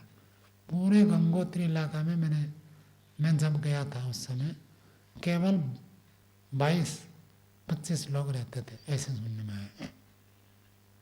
इतने लोग रहते, और ये विराट, मतलब यहाँ से नदी जितना दूर है पूरा विस्तार, केवल 20-25 लोग ऐसे एकांत साधना के लिए रहते थे। एक व्यक्ति दूसरे के पास जाए आए, कभी कभार चले गया अलग बात है, नहीं तो कोई जाना आना नहीं है। बर्फ जम जाता तो रास्ता सब बंद हो जाता, नगर से तो कोई आने वाले होते नहीं है। 6 महीने के लिए आपको रखना होता, दाल और आटा रख देते और आलू रख देते। आलू खराब नहीं होते, कुछ महीने चलते। आलू पूरा 6 महीने नहीं रहते, 1-2 महीने तक चलते। उसके बाद दाल आटा वहीं खाते हैं। और जो 6 महीने साधना करता है उसके लिए दाल आटा घी सब फ्री में देने वाले सेठ लोग बैठे हैं। मैं सबको कहना है मैं 6 महीना सर्दियों में रहूँगा। गर्मियों में तो घूमने लोग जाते हैं, वहाँ तो पैसा देना पड़ेगा आपको। सर्दियों में रहोगे तो फ्री में मिलेगा। शरीर स्वस्थ हो तो रह सकते हैं। गुफाएं बहुत है, और बाकी सब बिल्डिंग बना रखे हैं लोगों ने। गर्मियों में घूमने के लिए लोग आते हैं, वहाँ रहते हैं। 1 दिन का 2,000 उस समय लेते थे, आज तो 5,000-10,000 लेते होंगे। गर्मियों में रहना चाहोगे तो नहीं देंगे, लेकिन सर्दियों में उनका खाली पड़ता है, आप रहना चाहोगे तो दे देंगे, क्योंकि आप देख रेख भी कुछ कर लोगे। कुछ ना तो व्यक्ति रहता है, इतना ही बड़ी बात है। तो सर्दियों में दे देते हैं फ्री में, खाने को भी फ्री में मिलेगा, रहने को भी मिलेगा, समाधि आपको लगानी है। पुलान कहते हैं, पुलिना कहते हैं जो रेतीला जमीन होता है ना, जैसे अभी आप लोगों को सब नदी में ले जाएंगे। आज नदी में जैसे किनारे में रेत रहता है ना, देखो हम नदी में कितने बार गए, और रेत में जब बैठते हैं ना, कोई उसमें आपको मक्खी है, कोई मच्छर है, कोई परेशानी नहीं है। तो वहाँ जाकर करो। अब नगर में नहीं में मक्खियाँ भिनभिनाती रहती है, मच्छर काटते हैं, कीड़े मकोड़े होते हैं, कोई कीड़ा भी नहीं है वो रेत में। तो कितना बढ़िया स्थान है नदी के किनारे। तो वहाँ जाकर योगाभ्यास योगाभ्यास के लिए उपदेश किया गया। वेद मंत्र आप लोगों ने सुना है, कौन सा मंत्र है? उपापरे गृणाम संगमे च नदीनाम धिया विप्रो अजायता। नदी के किनारे जो रेतीला जमीन है, नदी किनारे में, समुद्र किनारे के रेत भाग को कह सकते हैं।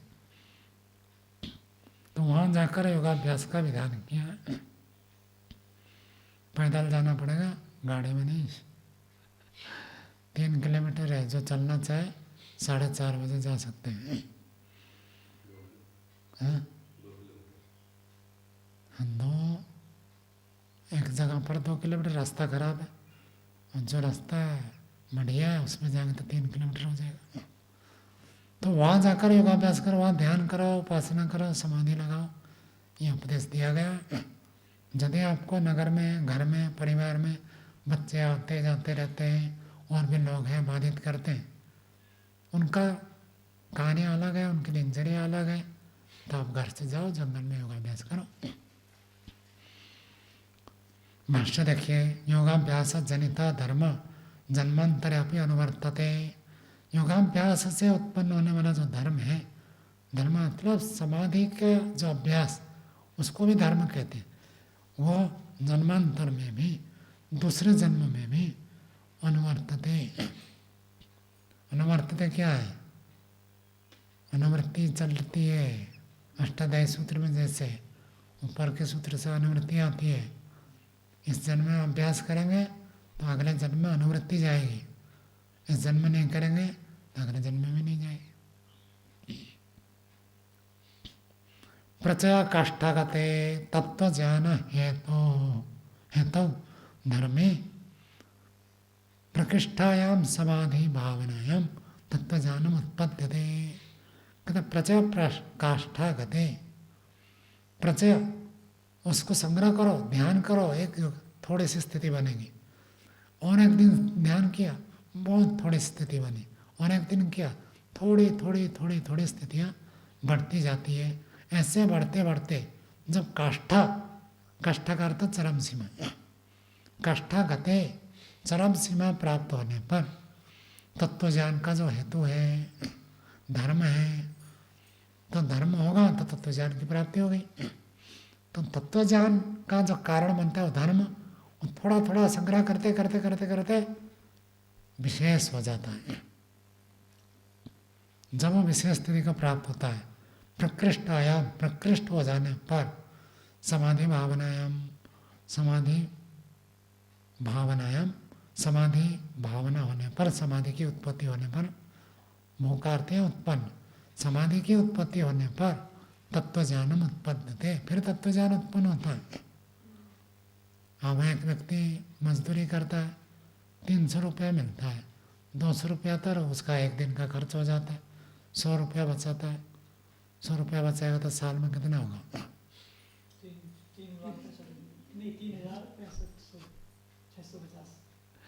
1 महीने में 3000 हो गया श्रीमान जी, 36,000 लगभग हो गए। 36,000 लेकर जाएगा, कहेगा मैं एक हेलीकॉप्टर खरीदना चाहता हूँ, मिलेगा क्या? तो आप ध्यान तो करते दिन में आधा घंटा 1 घंटा, उससे थोड़ा सा धर्म संस्कार बनता है। और व्यवहार काल में बाकी जो 1 घंटा को छोड़कर बाकी दिन भर अन्य कार्य करते हैं, वो उसको बाधित करते हैं। ध्यान के समय हमने मानो चिंतन किया, स्तुति, प्रार्थना, उपासना की, उससे थोड़ी सी शक्ति बनी, सामर्थ्य बना, संस्कार बन गया। और लौकिक कार्य को कितने घंटे किया?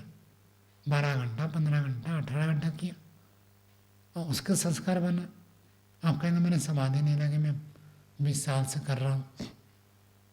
20 साल में से तो कर रहे हैं, लेकिन 20 साल से जो उल्टी चीज़ें हैं वो भी तो आपके साथ जुड़े हुए हैं ना, लौकिक संस्कार। तो कैसे बनेंगे? वो चित्त को चंचल करने वाले संस्कार 15 घंटा, और एकाग्र करने वाला संस्कार 1 घंटा, भारी कौन सा पड़ेगा? वही भारी पड़ेगा। तो इसलिए पूरा जीवन लगाना पड़ता है। कभी ऐसी स्थिति लाओ, दिन भर केवल समाधि के लिए चिंतन, मनन, ध्यान, उपासना, इन्हीं शास्त्रों को पढ़ना, उसका अभ्यास करना, वैसी अनुभूति करना, आत्मचिंतन में पूरा दिन व्यतीत करना, ईश्वर प्रणिधान में दिन भर लगाएंगे तो क्यों नहीं लगेगी समाधि? जरूर लगेगी। ऐसे करने से वो बढ़ता है।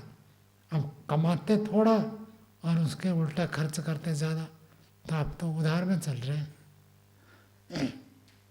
ये भी लाभदायक है, कम से कम धीरे धीरे बढ़ेगा, कम से कम माइनस में तो नहीं जा रहे। एक व्यक्ति पाप कर रहा है, अब पाप तो नहीं कर रहे जानबूझकर, ये स्थिति है। अच्छी बात है, निराशा की बात नहीं है, लाभ है। लेकिन जब संग्रह करते करते अधिक हो जाएगा तब जरूर समाधि लगे, पक्की बात है, कोई संदेह नहीं है। आपको नहीं लगे मतलब आप में कुछ कमी है। शास्त्र गलत नहीं है, ऋषि गलत नहीं है, वेद गलत नहीं है, और लगती जरूर है। सब कुछ छोड़कर करें अभ्यास, तब ना लगे तो बताना। हाँ हाँ, कहीं न कैसे कहते हैं कि 3 दिन तक मैंने कुछ खाया नहीं पिया नहीं, एकदम भगवान के विचार में उत्पन्न हुआ, तो भगवान प्रकट हो गए। मतलब ऐसे भावना लगती है ना, वो दिन भर यदि ऐसे रहेंगे और एक दिन नहीं कई दिन तक रहेंगे, भूख प्यास को बोल गया, तो अंदर ही ऐसे प्रेरणा लगेगी कि भगवान मुझे कह रहे कि जब अब ऐसे करो ऐसे करो। और जो साकार पूजा करते हैं उनको तो ऐसे ही लगता है अगर आविर्भाव हो गए प्रकट हो गए, क्योंकि दिमाग उसी रंग में रंगता है तो वही दिखने लगता है। स्वप्न में तो देखते ही, जो मूर्ति पूजा करते हैं उनके मूर्ति जिस मूर्ति की पूजा करते हैं स्वप्न में जरूर देखते हैं। और जो निराकार करते हैं समाधि के प्रति विशेष रुचि है, विशेष प्रयत्न करते हैं, यम नियम का भंग नहीं करते, तो स्वप्न में समाधि लगेगी। अपने में स्वप्न देखेगा व्यक्ति, मेरी समाधि लग रही है, मैं ध्यान सिखा रहा हूँ, मुझे ईश्वर साक्षात्कार हो गया, यही स्वप्न आएंगे जरूर। आगे देखो, दृष्टश्च समाधिन अर्थ विशेष प्राबल्य अभिभवः न अहम एतद् आश्रवसम न अहम एतत् अज्ञासिसम अन्यत्र में मनो अभूत यदि आह लौकिका यदि। दृष्टश्च और देखा जाता है, क्या देखा जाता है? सिद्धांत कह रहा समाधि न, समाधि के द्वारा अर्थ विशेष प्राबल्य अभिभव, अर्थ विशेष प्रबलता का अभाव होता है। कभी कभी यदि आपका ध्यान इतना एकाग्र हो जाए, चिंतन में चित्त में सात्विक स्थिति है, तो कोई गया आया आपको पता नहीं चलेगा। और कभी आप अभ्यास करना, यदि स्वास्थ्य ठीक है और ध्यान समाधि के लिए प्रयत्न किया, तो कभी ऐसी स्थिति लगे आपको भूख लग रही है और ध्यान में बैठ गए, पता ही नहीं चलेगा भूख, और जैसे ही ध्यान से उठेगा फिर भूख लगेगी। मतलब ध्यान जितना समय लगेगा तब तक भूख रुक जाएगी, पता ही नहीं चलेगा। प्यास लग रही थी, बैठ गए तो बैठ गए। रोजोड़ में था, जब ब्रह्मचारी थे वहाँ तक कड़क नियम है, और नियम तो क्या हमारी अपने में ऐसे प्रतिस्पर्धा होती थी, कौन ब्रह्मचारी एक भी नियम को भंग ना करे। और उपासना में बैठे, आप उठ गए तो मतलब बहुत बड़ा दोष हो गया, अपराध कर लिया आपने। और यदि आंख खोल दिया वो भी एक दोष है। आंख खोलकर घड़ी नहीं देख सकते, जिसकी पर्याय वही केवल आंख खोलकर देखे। उपासना समाप्ति की घंटी वो बजाएगा, बाकी सबको आंख नहीं खोलना है। आंख खोल दिया तो आपको आत्मनिरीक्षण में बताना पड़ेगा, ऐसी स्थिति रहती थी। और बैठ गए, स्नान करके आते थे, सुबह भी शाम को भी बैठ गए। स्नान करने के बाद तो शरीर ठीक लगता, लेकिन बाद में पसीना छूट रहे, गर्मी बढ़ रही है, और पंखा चलाना भूल गए। भूल गए तो भूल गए, मैं कभी भी उठकर पंखा नहीं चलाया हूँ, भूल गया तो भूल गया। पसीना हो कुछ भी हो, उठा नहीं मैं अकेले नहीं, ऐसे भी और भी ब्रह्मचारी वहाँ ऐसे ही था, उसको आदर्श माना जाता था, वो आदर्श का बोलबाला था। ऐसे दृढ़ता से जो करते हैं तभी स्थिति बनती है, ऐसे ना तो नहीं कुछ भी हुआ आप खुजली कर दिए। सैकड़ों दिन हमने हाथ हिलाया नहीं, खुजली करना तो दूर की बात है। यही अभ्यास करना है कि मैं बैठूं, हिलूं नहीं। पैर दर्द हो गया, पैर खोल दिया, अलग बात है, लेकिन वो भी रोज रोज नहीं होना चाहिए। प्रारंभिक काल में हो, फिर अभ्यास करो, 1 घंटा तक पैर नहीं खोलूंगा। पहले 20 मिनट व्यक्ति थोड़ा सा प्रयत्न करने से, साधारण व्यक्ति जिसका बिल्कुल अभ्यास नहीं है 20 मिनट बैठ सकता है। फिर 1 सप्ताह के बाद थोड़ा बढ़ाओ, 1 सप्ताह के बाद थोड़ा बढ़ाओ, ऐसे थोड़ा थोड़ा बढ़ाते बढ़ाते जाना है। शरीर को ही पहले साधना होता है, शरीर सद जाए फिर इंद्रियों को, फिर ऐसे आगे आगे। और देखो कोई आया गया, सोचना ही नहीं है, आँख खोल कर देखना तो दूर की बात है। कोई आया आने दो, गया जाने दो। और उपासना में बैठा है मतलब कोई किसी को कभी बुला नहीं सकता। कितना में बड़ा काम हो, आचार्य ज्ञानेश्वर जी भी नहीं बुलाते थे, उपासना बैठा तो नहीं बुलाएंगे। हाँ काम है तो उपासना से पहले बता देंगे, बैठ गया तो नहीं, बैठ गया तो बैठ गया। नींद से उठा ले अलग बात है, लेकिन उपासना से कभी नहीं उठाते। भोजन करने बैठ गया तो कभी नहीं उठाते। रात को सो गए तो प्राय नहीं उठाते थे, कभी पहले से ही बता देते थे आज काम है। तो ऐसे दृढ़ता से जो व्यक्ति करता है समाधि क्यों नहीं लगेगी, जरूर लगेगी। और बाहर के छोटी मोटी आवाज़ पता ही नहीं चलेगा, छोटे मोटे कोई लाइट ऑन करता है ऑफ करता है पता नहीं चलेगा, कोई सामान्य गंध आए जाए, हवा चल रही है नहीं चल रही पता नहीं चलेगा। सामान्य स्थिति में चित्त एकाग्र हो जाए तो आपको पता नहीं चलेगा। तो ये प्रारंभिक स्थिति में ही ऐसी अनुभूति हो जाती है। ज़्यादा नहीं, 4-6 महीना अभ्यास करें रुचिपूर्वक नियम पूर्वक तो ऐसी अनुभूतियाँ आरंभ हो जाती हैं। भूख नहीं लगेगी, प्यास नहीं लगेगी। बैठने से पहले आपको सर्दी लग रही थी, अब बैठ गया तो सर्दी बंद, उठने के बाद फिर ठंड लगेगी, बैठ गया तो नहीं लगेगी, ऐसी स्थिति बन जाती है। तो यही बात सिद्धांति कह रहा, समाधि अवस्था में अर्थ विशेष का प्रभाव नहीं पड़ता, वो दब जाता है। लेकिन कई लोग अति करते हैं, कोई आकर पैर में कील गाड़ दे तो भी समाधि नहीं टूटती। ये झूठ बात है, ऐसा नहीं हो सकता, ऐसे कहीं शास्त्र में विधान नहीं है। समाधि अवस्था में पता नहीं चले ये पक्की बात है, लेकिन पहले समाधि टूट जाएगी। अब हिला दे तब भी समाधि ना टूटे अलग बात है, लेकिन कील गाड़ दे, छेद हो जाए, खून बहे तो शरीर ही ऐसी स्थिति बनती है, वो चित्त को खींचेगा। चित्त जैसे खींचेगा, आकर्षित हुआ, चित्त चंचल होगा तो समाधि भंग हो जाती। समाधि भंग होने के बाद उसको सुख दुख अनुभव होगा। जब तक समाधि है बाहर का कुछ अनुभव नहीं होगा, ये पक्की बात है। विशेष हो तो समाधि भंग हो गई, सामान्य में तो कुछ पता ही नहीं चलेगा। तो समाधि न अर्थ विशेष प्राबल्य अभिभव, समाधि से अर्थ विशेष की प्रबलता अभिभव हो जाता है, दब जाता है। न हमें तद असुरो सब व्यक्ति कहता है, लौकिक व्यक्ति भी कहता है। आपको मैंने मान लीजिए मैं पूछूं कि पानी का मोटर बीच में चलाया था नहीं चला था, आप कहेंगे मुझे पता नहीं, मैंने तो सुना नहीं, मैं तो पाठ सुन रहा हूँ। लेकिन यदि आपका ध्यान उधर होगा तो कोई आया गया पता चलेगा, बाइक की आवाज़ हो, कोई एक बाइक तो आया था। जिसकी एकाग्रता है, पाठ में रुचि है, एकाग्रता है, उसको पता नहीं चलेगा कोई आया बाइक में चला गया, गेट खोला बंद किया पता नहीं चलेगा। तो लौकिक कार्य में भी ऐसा होता है।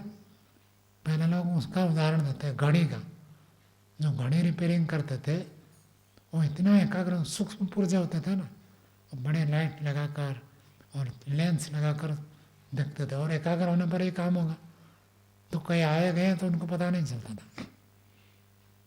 तो लौकिक व्यक्ति भी ऐसे कर सकता है। जब गाड़ी के रिपेयरिंग करने वाला गैरेज में जो लोग काम करते हैं, वो गाड़ी में रिपेयरिंग काम में लगे रहते हैं, उनको पूछोगे कोई आदमी आया था, वो कहा मैंने देखा नहीं, मैंने सुना नहीं, वही बात कह रही है। न अहम एतद अश्रोसम, मैंने सुना नहीं, न अहम एतद अज्ञासिसम, मैं ये जाना नहीं, अन्यत्र में मनो अभूत, मेरा मन तो कहीं और था, किसी काम में लगा। इति आह लौकिक।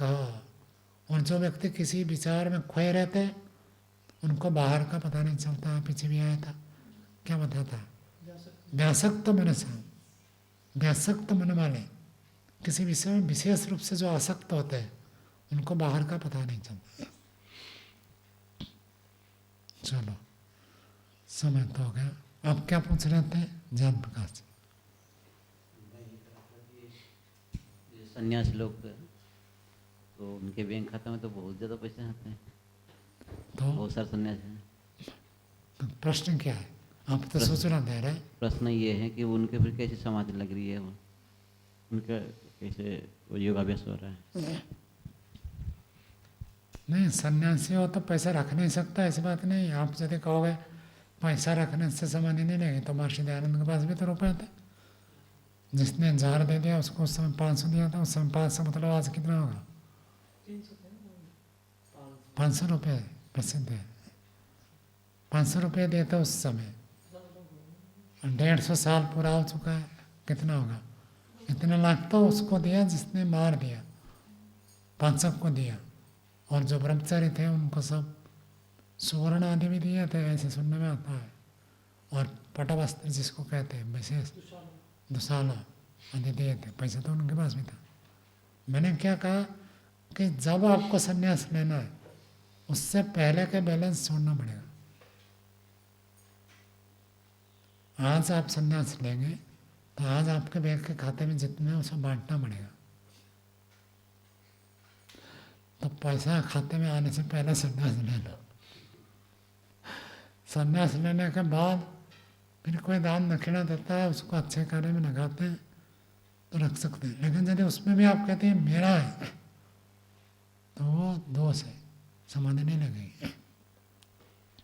आप सोचते हैं ईश्वर का है और ईश्वर का ईश्वर के काम में लगेगा, मेरा तो कुछ नहीं। उस भाव से कोई रखना है सन्यासी रख सकता है, आप भी रख सकते हैं। तो उसी भाव तक पहुंचने के लिए पहले एक बार अकाउंट को जीरो करना पड़ेगा।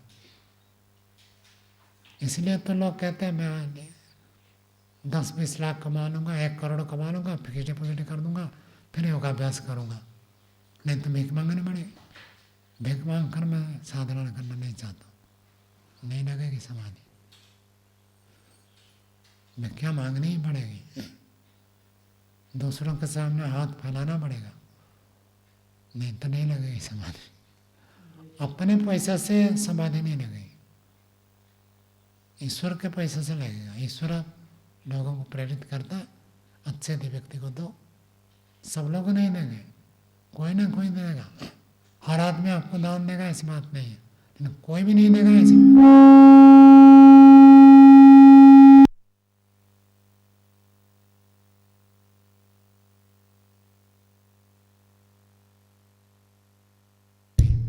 तो आपकी समाधि भंग हो जाएगी। ये तो सामान्य, इससे भी तीव्र होगा तो भंग हो सकता। ठीक है, जो पेंशन जिसको मिलता है वो समय से के बाद छोड़ देते हैं पेंशन। नहीं संयम, यदि वो ईश्वर का मानता है तो अच्छे काम में लगाता है, ठीक है।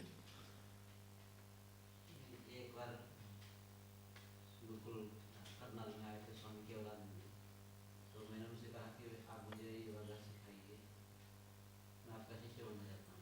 तो बोला कि बैंक में कितना पैसा है आपका? हाँ, मैंने कहा मेरे पास कहाँ पैसा, मैं विद्यार्थी हूँ, हाँ। पहले पैसा कमा लो, बाद में योगाभ्यास करूँ। नहीं, उनका कथन वेदादि शास्त्र से विरोध है। स्वामी केवलानंद जी वो कभी भी किसी से दक्षिणा नहीं लेते। कहीं भी जाएंगे, उपदेश करेंगे, प्रवचन करेंगे, वो योगाभ्यास सिखाते हैं तो उनको पेंशन मिलता है। वो पहले टीचर थे, शिक्षक अध्यापक थे, तो पेंशन मिलता है तो उसी से खर्च करते हैं। और जहाँ रहते हैं वहाँ का रोटी खाएंगे तो रोटी का पैसा भी देते हैं। आप उनको प्रवचन के लिए बुलाएंगे, मान लो या 3 दिन रहेंगे तो 3 दिन में रोटी खाने में जितना खर्च हुआ वो देकर जाएंगे, लेते नहीं है। उनका ये सिद्धांत है कि जो दूसरों से पैसा लेता है वो व्यक्ति लोभी होगा। तो पहले अपनी व्यवस्था करो फिर योगाभ्यास सीखो। लेकिन ऐसे वेदांत शास्त्र में नहीं है। शास्त्र में तो भिक्षाचर्यम चरण था, न्याय दर्शन में पढ़ कर आया। लोकेशण वित्तेषण पुत्रेषण का छोड़ो और भिक्षाचरण करके जीवन जियो। वो जो कहते हैं उनका अभिप्राय इतने अंश में लेना कि वो कहते हैं कि यदि व्यक्ति दूसरों से दान दक्षिणा लेगा तो पैसा आएगा तो पैसा के प्रति लोभ बढ़ेगा, और पैसा और पैसा और पैसा चाहिए। अथवा मानो योगाभ्यास कर रहा है, ध्यान लगा रहा है और खाने को नहीं है तो उसका दिमाग उधर जाएगा, मेरे लिए रोटी नहीं है। तो योगा समाधि में भी उसको रोटी की चिंता होगी।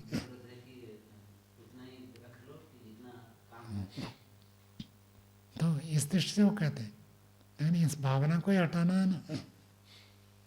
रोटी मिलेगी नहीं मिलेगी, जो रोटी सोचता है।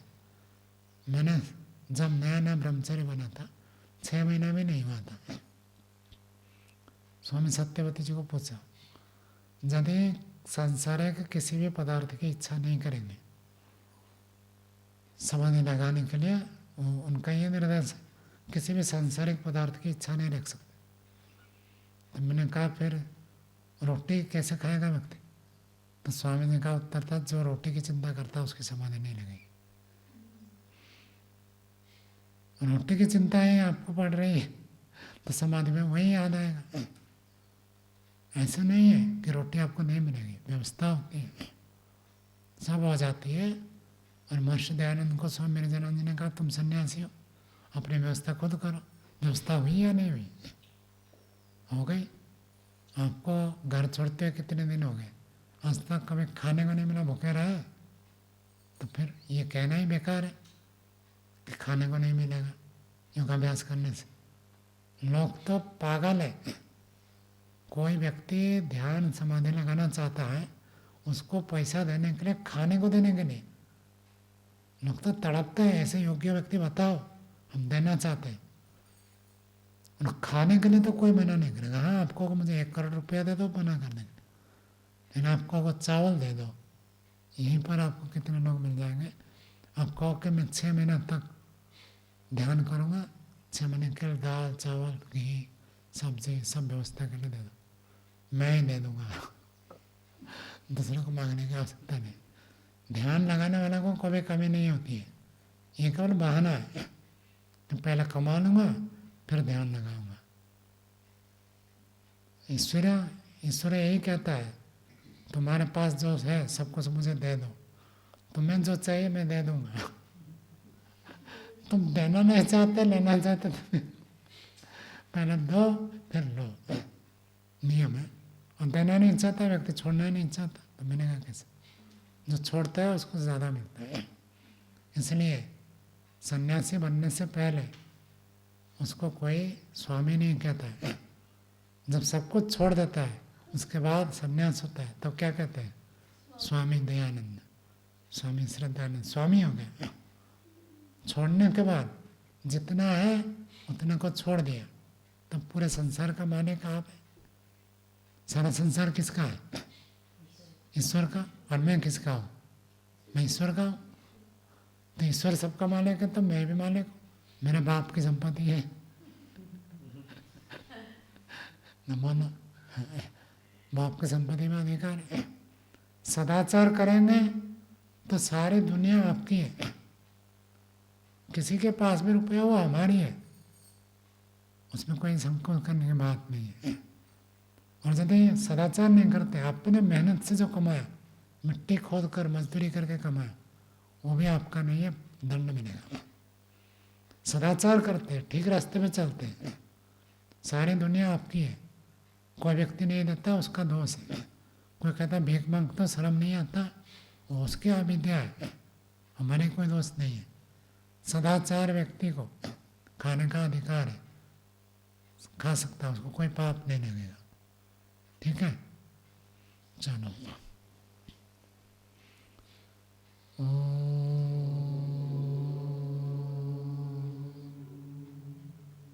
शांति शांति शांति।